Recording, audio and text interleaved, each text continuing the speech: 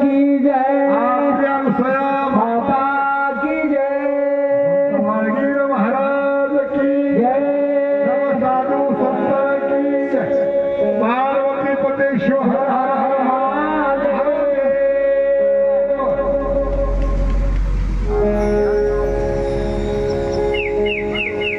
ब्रह्मानंदं परम सुखदं केवलं ज्ञानमूर्ति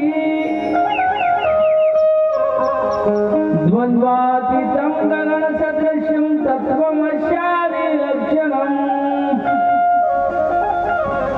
एकं नित्यं विमलमचलं सर्वादिसाक्षिभूतम् भावातीतं त्रिगुणरहितं श्री सद्गुरु तन्नमामि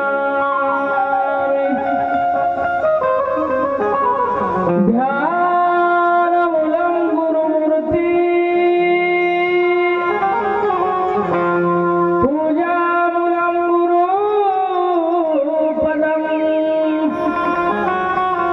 मन्त्रमूलं गुरुवाक्या मोक्षमूलं गुरो कृपा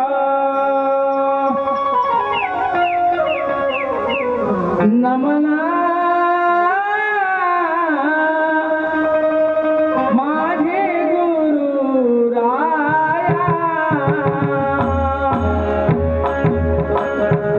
नमना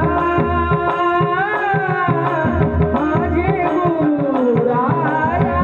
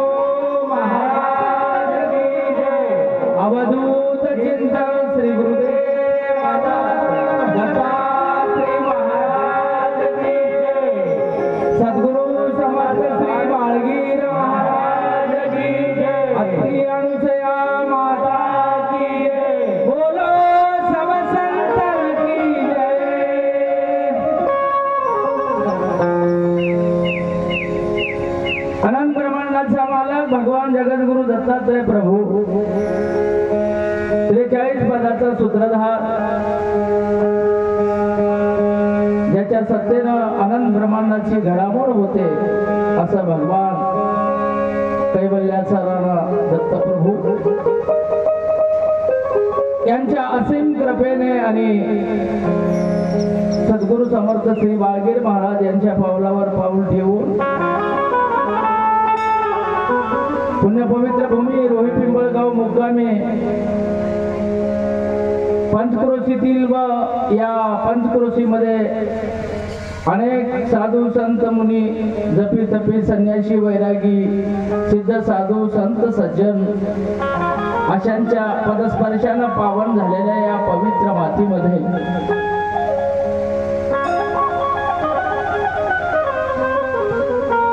गेल्या अनेक वर्षापासून हा सोहळा आपण संपन्न करीत आहात आणि प्रतिवर्षाप्रमाणे होणारा हा सोहळा त्याच न्यायानं याही वर्षी गेली 4 महिने झाले चातुर्मास आपण करीत आहात आणि त्या चातुर्मासाची सांगता या ठिकाणी होत असलेल्या विविध आध्यात्मिक किंवा परमार्थिक कार्याची सांगता, मूर्ती प्राण प्रतिष्ठा असेल, कळसारोहण असेल, अशा विविध कार्यक्रमाची सांगता म्हणून या ठिकाणी हा सप्त्याचं आयोजन आणि या सप्त्यातील आजचा हा 6व्या दिवसाची कथा आपण प्रारंभ करीत आहोत. कथेला आलेल्या सर्व संत श्रोते सज्जन मायबापांच्या चरणी, कथेला सर्व सहकार्य करणाऱ्याच्या संगीताच्या माध्यमातून, गायनाच्या माध्यमातून, कलाकार मंडळी आमची ताई असेल, इरवन पाटील असतील, सुधाकररावजी बनसोडे असतील, पांडुरंग महाराज, माऊलीकर पाटील, या सर्वांचा आणि समोर बसलेल्या माता भगिनींचा आणि या कार्यक्रमाला तनानं मनानं धनानं सहकार्य करणाऱ्याचा सर्वांचा, ज्याला ज्याला परमेश्वर आपला भावा असं वाटते अशा सर्व अंतरात्म्याला मी प्रथमतः नतमस्तक होतो, त्यांचे चरणी शिर साष्टांग नमस्कार करतो. आणि आजच्या ह्या 6व्या दिवसाची सेवा करत असताना आपण कालच्या सत्रामध्ये सुंदर अशी कथा बघितली, रुचिक ऋषीची. रुचिक ऋषीने महाराज आकाशवाणी झाली, आकाशवाणीला अनुसरून लग्न केलं आणि आकाशवाणीने सांगितलं होतं की तुला पुत्र प्राप्ती झाल्याशिवाय मोक्ष प्राप्ती होणार नाही.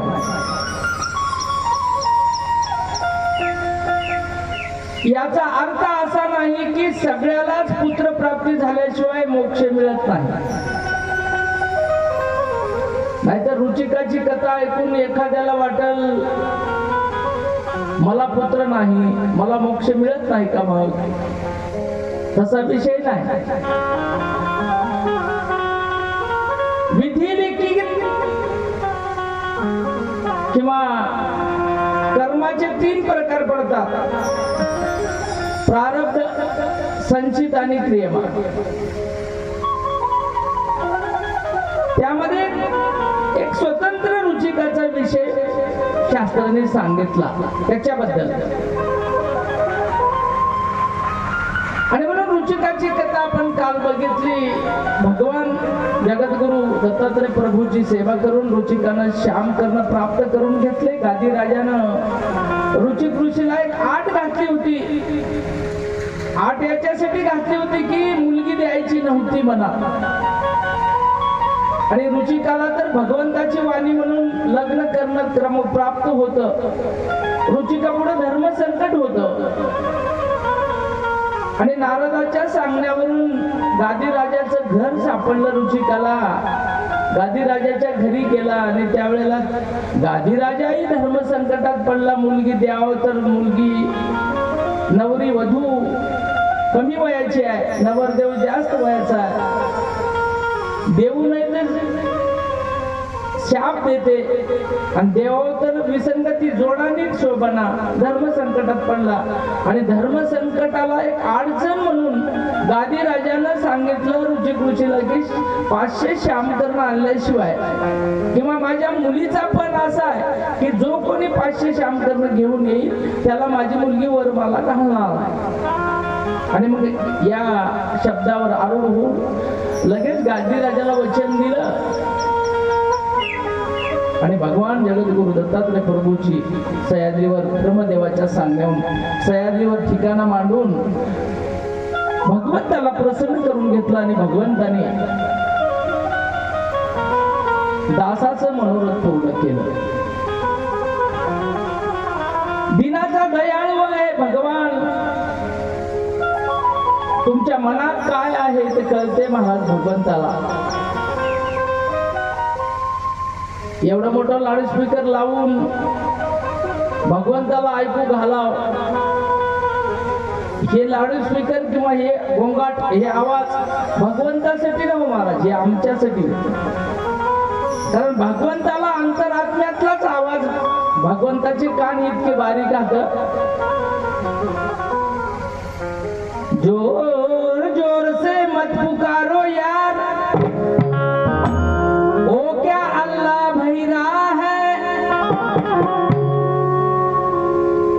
एका संतानं सांगितलं, असं लाऊडस्पीकर लावून मोठ्या मोठ्यानं वरडू नका. जोर जोर से मत पुकारो यार, वो क्या अल्लाह भैरा है. पिपली के पाँव में घुंघरू बंधे तो वो भी अल्लाह सुनता है. असं लाऊडस्पीकर लावून मोठ्यानं वरडणाऱ्याला एक साधू संतांना रेषा शेरा मारला. महाराज, अरे मोठ्यानं वरडून फायदा नाही, देव काय बहिरा आहे का म्हणले. देवाला इतका बारीक आवाज येते. मुंगीच्या पायात घुंगरू बांधून जर मुंगी नाचू लागली तर त्याही घुंगराचा गोड आवाज भगवंताच्या कानावर जाते महाराज. इतके भगवंताचे कान तिकट असतात. या म्हणणीच्या पाठीमाग प्रचार असा आहे, हे बहु आहे कृपावंत,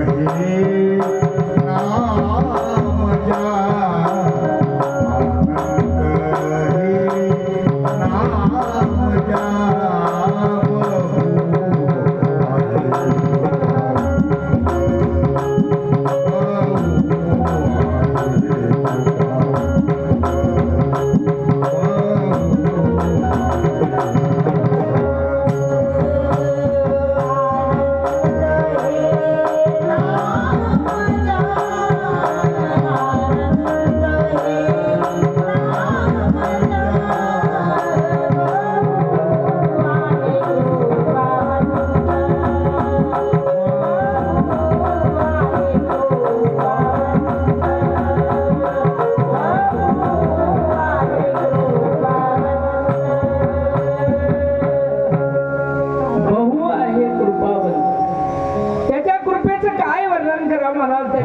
फार मोठी आहे. आणि त्याची कृपा कधी होते, मुंगीच्या पायातल्या घुंगराचा आवाज त्याच्या कानावर जर गेला, हे भक्त तितक्या बारकाईनं जरी बोलू लागलं. सेवा इतकी बारीक आहे मला. सद्गुरूची सेवा करीत असताना आमचं परज्ञानी ती पण सांगते, सूक्ष्म गुरुमार्ग लावा लक्ष दुर्ग, हाती घेवो ज्ञान खड्ग. नुसतं ज्ञान खड्ग हाती घेऊन चढावे 42 स्वर्ग.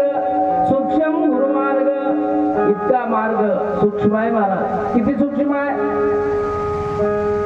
तंतू कातणीचे धरावे. कातणीचे तंतू किती बारीक असतात. त्या तंतू कातणीच्या तंतूनच लावला. त्या कातणीच्या तंतूवर चढावं लागते. संताच्या पावलानं चलावं लागते. आपले पाय चलायला जमणार ना भक्तीमध्ये. आपल्या पायानं फक्त शेताकडे जाता येते. आणि माहेरची लेक सासरला, सासरची लेक माहेर, एवढ्यासाठीच आपले पाय काम करतात. आपले पाय जिथं जायचं नाही तिथं मात्र आपल्या पायाला गोळे ना टोंगळे दुकानात. आपल्या पायाला जिथं जायचं नाही तिथं काहीच होईल. आपले पाय जमानात महाराज म्हणले संत पाऊले चालावे. संताच्या पावलानं चालावं लागते. संताच्या पावलानं चालणं म्हणजे नेमकं काय होय. बाळगीर महाराजांनी पाऊल टाकून दिला आणि तुम्ही आजही त्या पावलानं चालल्या म्हणजे हे चातुर्मास. आजचा हा चातुर्मास कुणाच्या सांगण्यावर नाही, कुणाच्या मार्गदर्शनानं नाही. याची सुरुवात सुभानजी पाटलांना बाळगीर महाराजांच्या चरित्रात लिहिली. तुमच्या गावची सुरुवात बाळगीर महाराजांना केली. पहिलं पाऊल बाळगीर महाराजांनी टाकलं आणि त्या पाऊलाला अनुसरून संत परज्ञानाचे सागर भरले. संत परज्ञानाचे सागर भरले.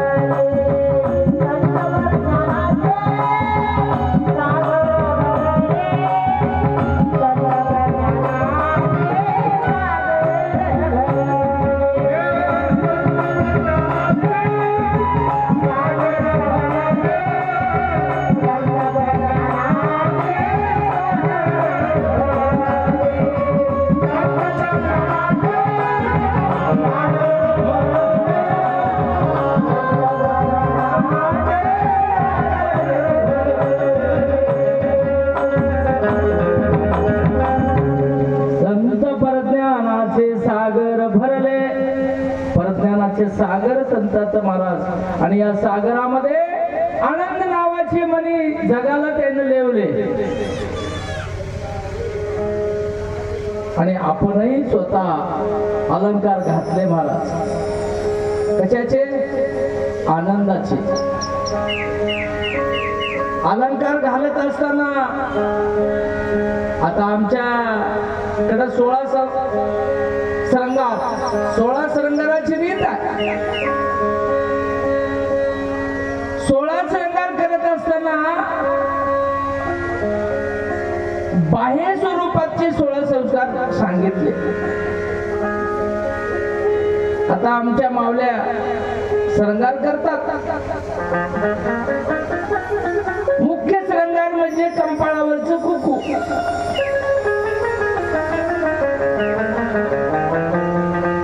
सगळ्यात मोठं आणि पवित्र संस्कार श्रंगार ते आहे. ते दिसणाऱ्या जगाचा श्रंगार झाला. माता बाकीचे कर्ण फुलं गळ्यातले, कानातले, पायातले हेव तेव सगळे आले. हे कशासाठी.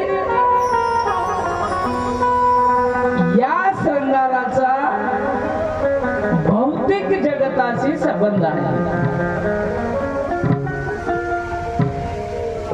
पण आमच्या बाळगीर महाराजांनी डॉक्टर प्रसादवन महाराजांनी श्रंगार काय तुम्ही घालावा, काय लिहिल्यावर जीव सोगून दिसते, त्याचा एक सेरा मारला महाराज गुरुपाठाच्या अभंगामध्ये.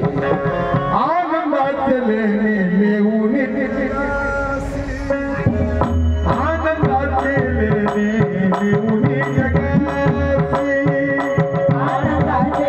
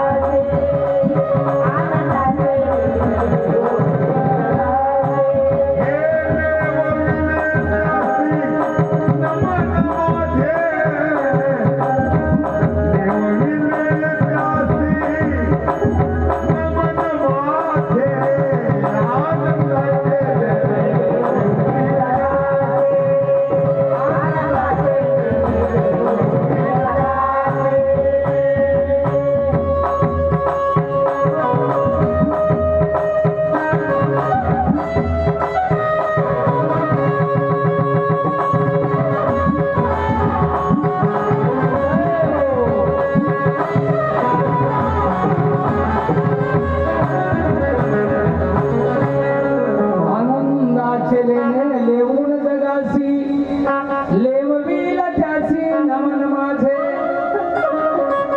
आनंदाचं लेणं सांगितलं महाराज. आणि प्रसादवन महाराजांनी गुरुपाठामध्ये याच प्रमाणाचं दुसरं प्रमाण दिलं. लेणे वाटेची आनंदाचे नाम, लेणे वाटेची आनंदाचे नाम,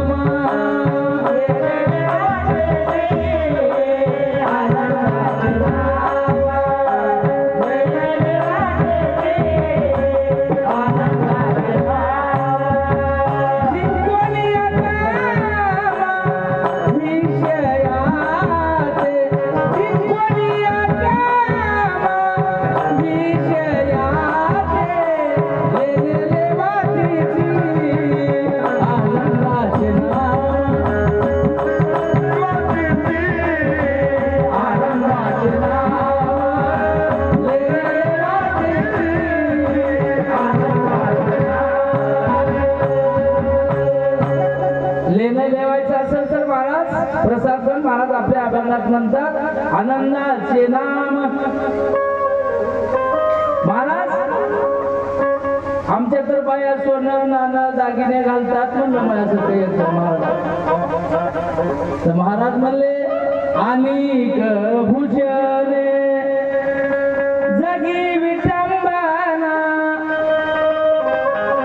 हे जे अंगावर भूषण असते की नाही, याची केवळ जगात विटंबना होय. तर महाराज पुन्हा काय, हे जरी विटंबना असेल तर संघ लिहू नये का हो. अनेक भूषणे जगी विटंबना. महाराज म्हणले षडरिपू वासना करा बंदी. तुम्हाला खरंच भक्ती करायची असेल तर षडरिपू वासनेची बंदी करा. आणि लेणे लेवातेचे आनंदाचे नाम, जिंको निया काम विषयाते. आनंदाचं लेणं लेवा आणि काम आणि विषय स्वतंत्र काम सांगितला. आणि विषय पंच विषय आहेत, शब्द स्पर्श रूप रस आणि गंध.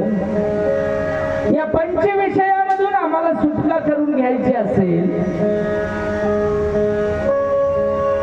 तर लेणं आनंदाचंच लिहावं लागते. आमचा जीव पंचविषयात बोललाय महाराज. सुरेश पाटील याचा बॉस कमी करा, याला मोकळं करा, कुंद करू नका, मोकळं करा. पंचविषयामध्ये भुललेल्या जीवाला आनंद आनंदाच्या लेण्याशिवाय जीवाचा उद्धार नाही. आणि म्हणून पंचविषय 5 प्राणी सांगितले महाराज. दीपाला पतंग जसा झडप घालते की नाही, दिव्याला बघून पतंग झडप घालते आणि स्वतः प्राणाला मुकते. मासोळ्या धरणारे लोक त्या गळाला मासळी कणिक पीठ अडकितात आणि पाण्यात सोडतात. त्या गळाच्या पिठाच्या उंड्याकडे बघून जिवंत मासळी त्याच्या जवळ येते. त्या मासळीला वाटते मला खायला काहीतरी टाकलेलं होय किंवा अन्न भक्षण करण्यासाठी ती मासळी धावत त्या गळाकडे येते आणि त्या आमिषाला बळी पडून टाकलेला गळ आपल्या नरड्यात अडकून घेते. पर्यायानं प्राणाला मुकते. वरचा बावा गळ टाकलेला झटका मारला की ताबडतोब त्या मासळीला ओढून घेते महाराज. हरिण असे 5 प्राणी 5 विषयात भुलतात. एक प्राणी एका विषयात भुलतो तर जीव जाते त्याचा. आम्ही माणसं 5ही विषयामध्ये भुललेलो तर आमची अवस्था काय होईल याचा त्यानं विचार करा. 5 विषयात भुललेला जीव आहे आपला. पंचफड्याची दागिन दंश करते रात्रंदिन, विष उतरी आता मी बुडतो भवसागरी, गुरुराया धावलव करी आता मी बुडतो भवसागरी. किती फड्याची दागिन आहे? 5 फड्याची दागिन. आणि म्हणून या विषयामधून आम्हाला अशा मनाच्या तृष्णा, कल्पना, इच्छा, वासना, काम, क्रोध, मोह, मद, मत्सर, दंभ, अहंकार, शब्द, स्पर्श, रूप, रस, गंध या सगळ्याच्या बाजूला व्हायचं असेल तर आम्हाला केवळ रुचिक ऋषीनं, देवाल्य ऋषीनं जशी भक्ती केली तशी आम्हाला भक्ती करणं गरजेचं आहे महाराज. आणि आम्ही भक्तीला लागाव म्हणूनच ही उठाठेव होय. एवढ्याले सत्य करणं, मंडप घालणं, बिनकामाचा खर्च करणं, प्रदर्शनी एवढं मोठं सुंदर, बाई लेकी येतात, गावाच्या येतात, सगळ्याच येतात. एवढा आटापिटा करण्याच्या पाठीमागं एवढाच उद्देश आहे की तुम्ही भक्तीला लागावं, दुसरं काही नाही. अशा प्रदर्शनातून तरी भक्तीचा बोध व्हावा. मोबाईल उतरल्यावर आपण एक गाडी राहिलं की घरी गेल्याबरोबर चार्जिंगला लावतो. चार्जिंग उतरली तर सगळा कारभार बंद होते मोबाईलचा.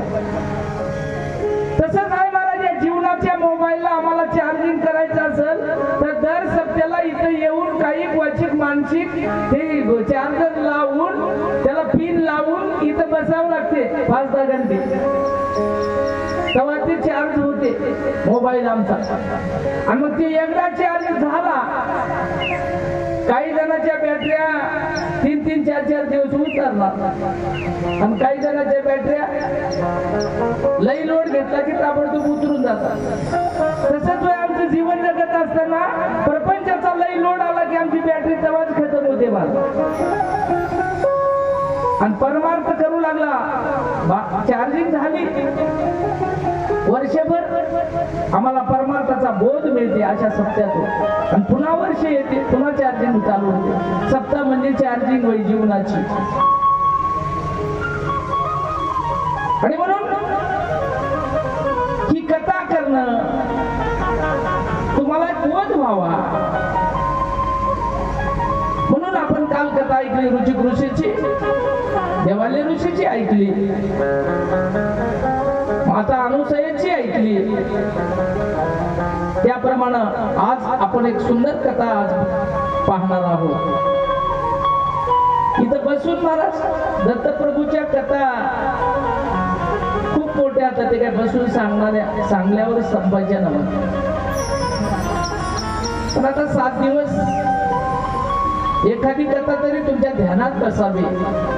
म्हणून कथा हिच्या संयोजकांनी समस्त ग्रामस्थांनी आयोजन केलंय आणि म्हणून अशीच एक आपण सुंदर कथा पाहणार आहोत. जीवनामध्ये माय कशी असावी, जीवनामध्ये पत्नी कशी असावी, जीवनामध्ये मुलगा कसा असावा, भक्ती कशाला म्हणावं, आम्ही भक्ती कशाला म्हणतो, असं एक चित्र आज आपल्या समोर येणार आहे. ते म्हणजे मदालसेचे सुहागन. आवाज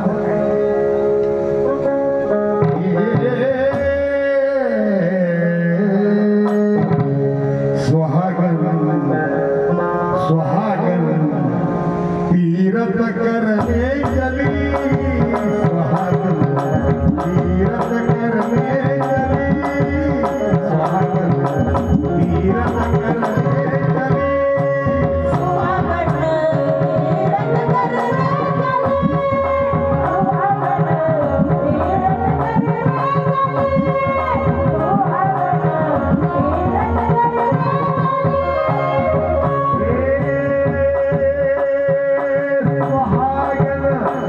तीरथ करने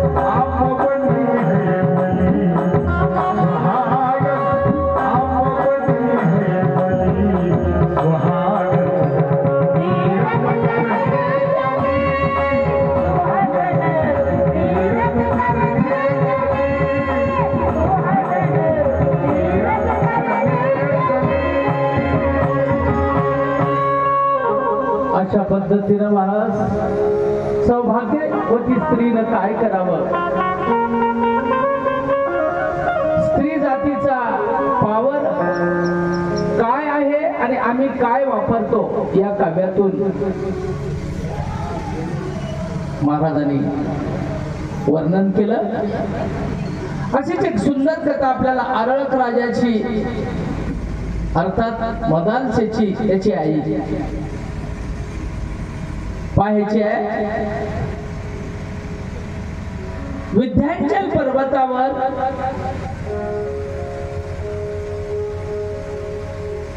गालव नावाचा मुनी एक आश्रम करून राहत होता.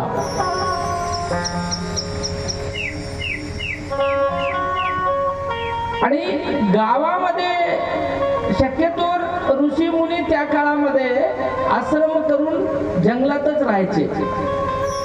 जिथं कारण जंगलात त्या काळामध्ये जंगलामध्ये 12 महिने वृक्षाला फळ होती. हे संपले की ते संपले की ते संपले की ते फळ यायचे. आणि ऋषी मुनी फलाहार करून भगवंताचं चिंतन करायचे. आणि म्हणून ह्या भक्तीला कारक असा आश्रम वनामध्ये सुंदर थाटला गालव मुनीनं. आणि गालव मुनीची पत्नी होती सुलोचना. या जोडीला विश्ववसू आणि नागनूतन नावाचे 2 मुलं होते. सुंदर संसार होता. गृहस्थाश्रमामध्ये जीवन जगत असताना ग्रस्थाश्रमाचे सर्व नियम पाळून गालव मुनी आणि सुलोचना संसार करीत होते आणि अष्टवसू आणि नागनूतन 2 पुत्र आणि अष्टवसू मोठा मुलगा त्याची मुलगी होती मदालसा छोटी.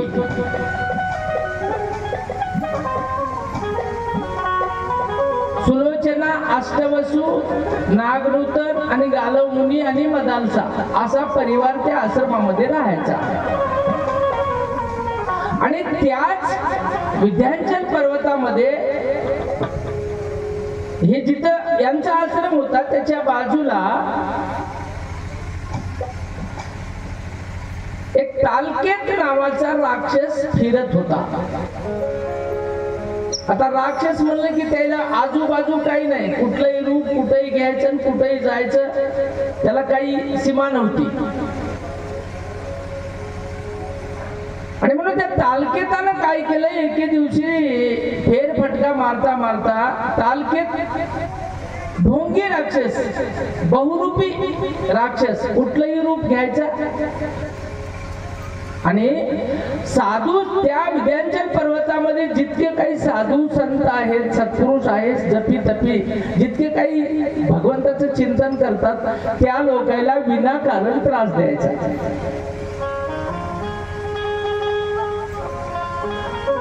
ओरिजिनल भक्ती करणाऱ्याला जर कोणी ताप दिला महाराज, आता आमच्यासारख्या बोलक्या पोपटायचं काही नाही, खऱ्या भक्ताला जर कोणी ताप दिला तर त्याचं नक्की प्रायश्चित्त भोगल्याशिवाय चुकच नाही. सज्जनाला जर खरंच ताप झाला तर त्याची शिक्षा आपल्याला चुकच ना द्यावंच लागतं. आणि म्हणून त्या वनामध्ये ऋषी मुनीला ताप देत हिंडायचं हे तालकेत. आणि हे तालकेतून काय केलं, मग एका दिवशी जाता जाता त्या गालव ऋषीच्या आश्रमासमोरून जाता जाता याची अचानक नजर त्या आश्रमामध्ये एक मुलगी होती, छोटीशी, गोंडस, स्वरूपवान, दैदिप्यमान, जगानं तिची नोंद घ्यावी इतकी बुद्धिवान, चातुर्यवान, स्वरूपवान अशी मुलगी होती. तिचं नाव मदालसा, अष्टवसूची मुलगी. त्या मदालसेवर या तालकेतूची नजर पडली. नजर पडल्यावर त्या मदालसेकडे बघून तालकेतू नावाचा राक्षस याची बुद्धी भ्रष्ट झाली. आणि दुसऱ्या दिवशी याला घरी कोणी नाही किंवा बाकीचे सगळे तपाला बसले असा विचार करून त्या मदालसेला अचानक झडप घालून पळवून नेले.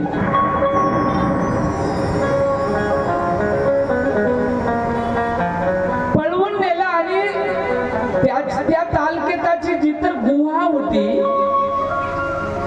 जिथं त्याचं घर होतं, तिथं नेऊन ठेवून दिली.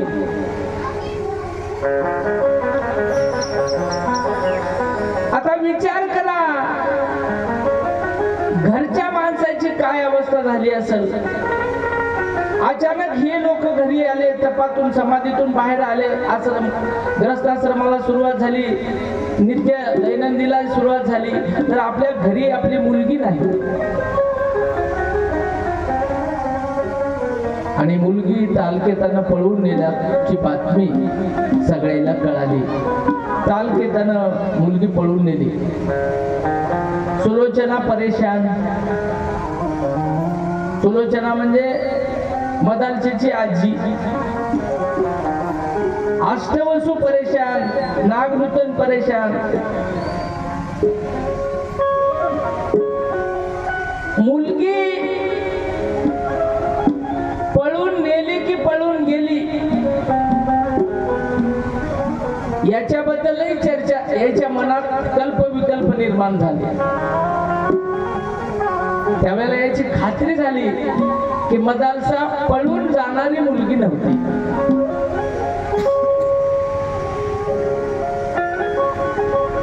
आणि मग इकडे तिकडे शोध घेऊ लागले मुलीचा, कुठं असेल कुठं असेल कुठं असेल. सगळं विंध्याचल पर्वत फिरला महाराज. त्या काळातलं अरण्य. काही वेळेला शंका येऊ लागली की बाबा कोण्या स्वापदानं नेली काय. बातमी लागली तर त्यावेळेला त्या तालकेतूचा शोध घेऊ लागले. शोध काही लागला महाराज. बरेच दिवस फिरले. ही मदालसा पळवून नेल्यावर सुद्धा तिला उचलून नेऊन तिथं ठेवलंय. तरी या मदालसेनं भगवंताचं चिंतन सोडलं नाही. या वाक्यातून काय बोध होते? संसारातल्या कोणत्याही गोष्टी घडतच असतात, भगवंताचं चिंतन सोडू नये. आणि म्हणून मदालसेनं असाही प्रसंग आपल्यावर आला तरी भगवंताचं चिंतन सोडलं नाही. आणि ते भगवंताचं चिंतन तिनं न सोडल्यामुळं त्याचा परिणाम असा झाला, या तालकेतानं मुलगी पळून आणली पण तिला भ्रष्ट केलं नाही. भगवंताचं चिंतन चालू असल्यामुळे नेऊन आपल्या बंगल्यामध्ये ठेवून दिलं. आणि दारासमोर एक मोठी शिळा, दरवाजा म्हणून दगडाची शिळा लावून मोकळा झाला. बरेच दिवस गेले. इकडं गालव मुनी अष्टवसू नागनूतन फिरू लागले. फिरता फिरता अचानक आरळकावती नगरीमध्ये सत्राजित नावाचा राजा राज्य करीत होता. त्या विंध्याचलाच्या बाजूला सत्राजित नावाच्या राजाचं राज्य होतं. सुशील राजा, न्यायिक राजा. आता राजा म्हणलं की न्यायदान उत्तम पद्धतीच असते. आज काळातला राजा नव्हता ते. आणि म्हणून आरळकावतीमध्ये ही विश्ववसू पोहोचला. नागनूतन पोहोचला. हुडकी थोडकी चार गालव मुनी एकीकडे हिंडालाय, नागनूतन एकीकडे हिंडालाय आणि अष्टवसू विश्ववसू एकीकडे हिंडालाय. नागनूतन अचानक आरळकावती नगरीमध्ये सत्राजित नावाच्या राजाच्या घरी गेला सहज. आणि राजाच्या राजदरबारामध्ये जाऊन राजाला प्रणाम केला. राजाने विचारलं, काय आपली इच्छा आहे, येण्याचं काय प्रयोजन सांगा. त्यावेळेला नागनूतनने सांगितलं, महाराज आमच्या भावाची मुलगी अष्टवसूची मुलगी मदालसा, आणि या मदालसेला एक मायावी राक्षस आमच्या विंध्याचल पर्वतात राहते. कोणतेही रूप केव्हाही घेते आणि भला मोठा राक्षस आहे. साधू संताला त्रास देते. आणि त्या राक्षसानं आमची मुलगी, भावाची मुलगी मदालसा पळवून नेली आणि आपल्या गुहेमध्ये दाबून ठेवली. तर कृपा करून मला तिला सोडवून द्या. नागनूतननी प्रार्थना केली. नागनूतनाला सांगितलं, चिंता करू नको. एवढा शब्द घेतला महाराज. आनंद झाला नागनूतनला. नागनूतन तिथून धावत सुटला. नीट आपल्या आश्रमात आला. गालव मुनीला घेतलं, अष्टवसूला विश्ववसूला घेतलं, सुलोचनेला घेतलं आणि आपण सगळा परिवार महाराज त्या सत्राजित राजाच्या दुसऱ्या दिवशी घरी आले. आणि येऊन पुन्हा सत्राजित राजाला विनंती करतात, महाराज भयानक त्या राक्षसाचा त्रास होत आहे ऋषी मुनीला, आणि आमची मदालसा त्यांना पळवून नेली. कृपा करा, तुमच्या हात जोडून विनंती, पाया पडून विनंती, मला सांगा ज्याची मुलगी पळवून नेली त्या बापाची माईची काय अवस्था असते. भोगणाऱ्यालाच कळते महाराज. वर्णन करून काय त्याचा अनुभव येईल. आणि म्हणून अशा अनंत दुःखाच्या सागरात बुडलेलं हे जोडपं किंवा परिवार सत्राजिताजवळ गेला. सत्राजित राजाचा पराक्रमी महायोद्धा एक राजकुमार होता, ऋतुध्वज त्याचं नाव होतं. ऋतुध्वजालाही सत्राजितानं जवळ बोलवलं आणि दोघं बाप लोक राजा आणि सत्राजित आणि ऋतुध्वज बाप लोक दोघं जण सिंहासनावर बसून. ऋतुध्वजाचा राज्याभिषेक झाला नव्हता, पण राजकुमार जवळपास 70% राज्यातले काम त्याच्यावर डिपेंड होते. आणि त्यावेळेला याने पुन्हा अडचण सांगितली, महाराज आमची कन्या सोडून द्या. त्या राक्षसापासून तिची सुटका जर केली तर ती मुलगी तुम्हालाच आम्ही देऊन तुम्हाला तिच्यासोबत लग्न लावून देऊ, असं ऋतुध्वजाला म्हणले. ऋतुध्वज पुढे झाला. ऋतुध्वजाने सांगितलं तुम्ही चिंता करू नका, मी त्या राक्षसाचा नायनाट करीन निश्चित. असा शब्द दिल्याच्या नंतर गालव मुनीनं आपल्या आश्रमातून एक सोबत हार आणला होता, विजयी हार. आणि ऋतुध्वजाने शब्द दिला, महाराज तुमच्या मुलीची चिंता करू नका, मुलगी उद्याच्या उद्या मी सोडवून देतो. आनंद वाटला आणि आनंदाच्या भरामध्ये तुमचं काम यशस्वी हो आणि तुमच्या कामात तुम्ही विजयी हो म्हणून गालव मुनीनं आणलेला हार त्या ऋतुध्वजाला तिथंच घरी टाकला आणि मनात आनंद वाटू लागला. राजानं शब्द दिला आपल्याला आता मुलगी आपली सुटणार. असं यायचं ठरलं. महाराज दुसऱ्या दिवशी ऋतुध्वजानं आपली फौज फाटा तयार केला आणि फौज फाटा तयार करून ज्या ठिकाणी त्या तालकेताची गुहा होती त्या गुहेजवळ गेला. दाराला लावलेली धुपाड शिळा होती, ती शिळा बाजूला केली दगडाची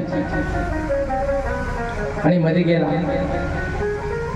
तर त्या ठिकाणी तालकेत दैत्य बसलेला होता. ही पळून नेलेली मुलगी 11व्या मजल्यावर नेऊन ठेवला होता. शास्त्रानं वर्णन केलंय त्या तालकेताची गुहा टोटल लाकडाची 11 मजल्याची होती. शेवटच्या मजल्यावर मदालशेला नेऊन ठेवलंय. मदालसा तिथं सुद्धा तशा अवस्थेत भगवंताचं चिंतन चालू आहे आणि हे बसलाय दरवाजाला बाहेरून शिळा लावून. ऋतुध्वज राजांना सैन्य घेऊन आला, शिळा बाहेर काढली आणि गुहेमध्ये राजा घुसला. महाराज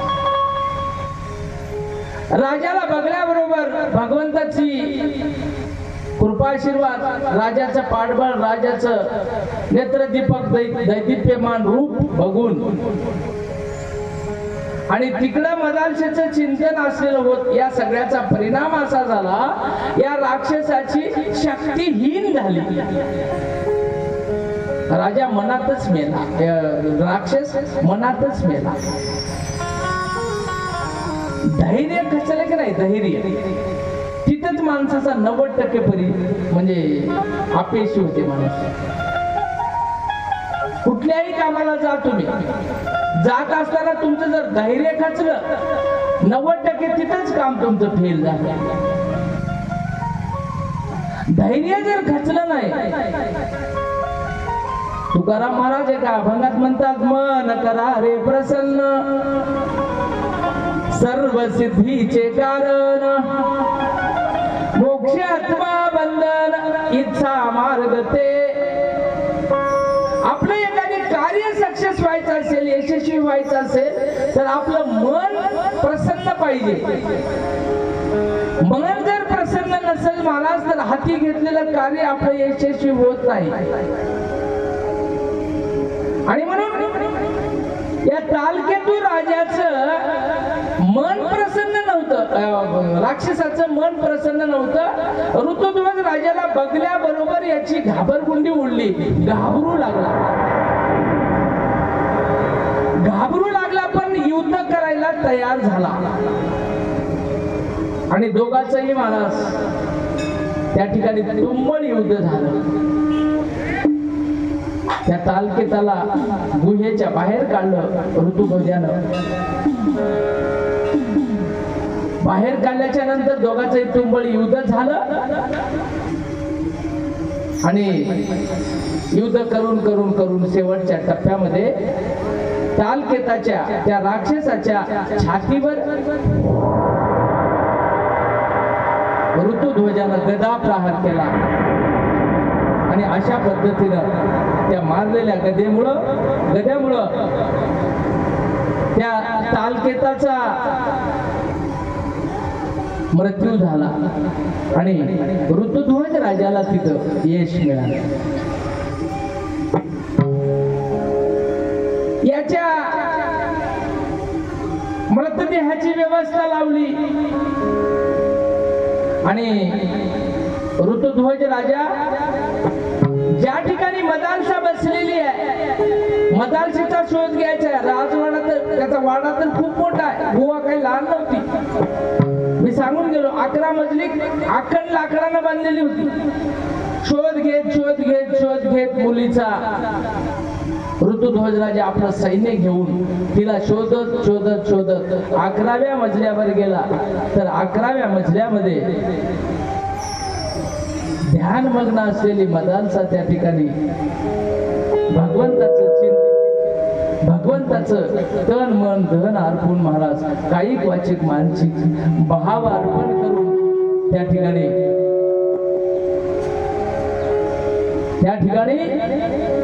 मदालसा भगवंताचं चिंतन करू लागली, आनंदाचं भजन करू लागली.